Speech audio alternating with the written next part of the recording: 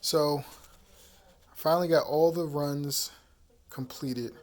I tried to get this thing done last night, but I ran into a number of mishaps, and I had to go out, buy some more PETG, and run a new line.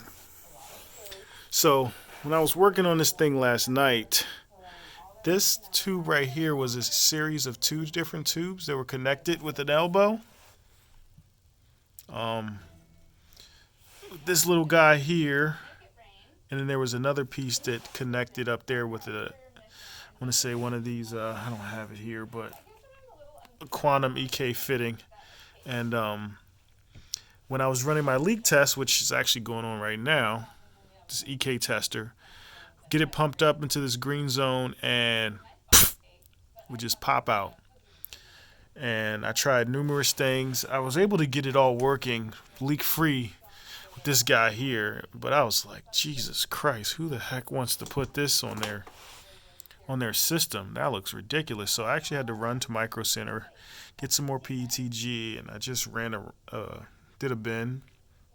It's not perfect, but I did get it in one shot.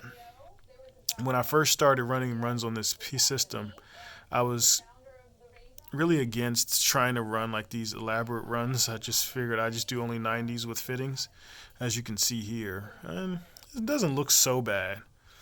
But I think for this one, in order to get this one to not leak and get the durability I needed, I had to run a more elaborate run. I actually had to pull it out, sand it, and paint it with the flat black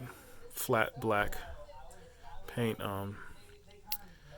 that I use for all the other ones. It looks pretty decent.